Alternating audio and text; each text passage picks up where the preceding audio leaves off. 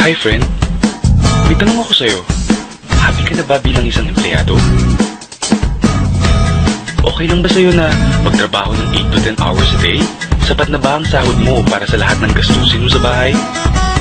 Gusto mo ba na parating trabaho, sweldo, at bayad utang na lang ang ikot ng buhay mo?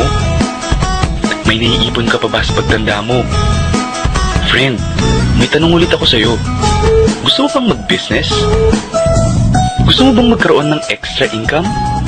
Gusto mo ba na kahit natutulog ka o nagbabakasyon ka ay may pumapasok na income para sa'yo? Gusto mo bang maabot ang mga pangarap mong bilhin at mabayaran ng mga utang mo? Friend, anong magandang negosyo na maliit ang puhunan pero malaki ang kita? Friend, gusto mo bang kumita mula sa trending na negosyo ngayon?